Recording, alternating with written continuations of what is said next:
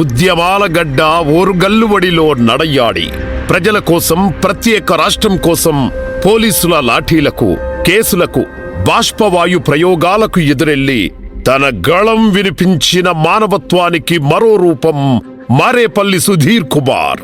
వరంగల్ ప్రజలకు పరిచయం అవసరం లేని ఉద్యమ నాయకుడు మారేపల్లి సుధీర్. హన్మకొండలో తన ఉన్నత చదువులు పూర్తి చేసి అక్కడే డాక్టర్ పట్టా పుచ్చుకొని తన ప్రజలకు సేవ చేస్తూ తెలంగాణ రాష్ట్ర ఏర్పాటు ఉద్యమంలో పాల్గొన్నారు.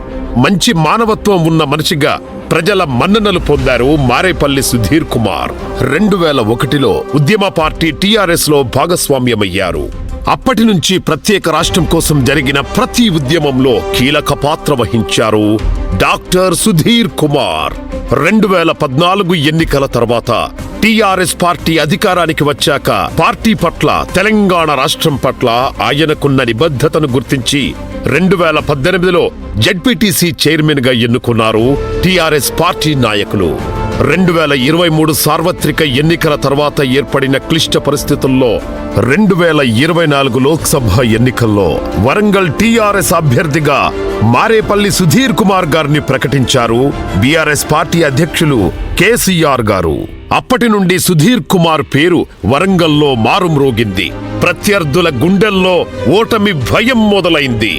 జూన్ 4వ తారీఖున ఓరుగల్లు గడ్డపై బీఆర్ఎస్ జెండా ఎగురేస్తాం అని బీఆర్ఎస్ ముఖ్య నేతలు ధీమాగా ఉన్నారు.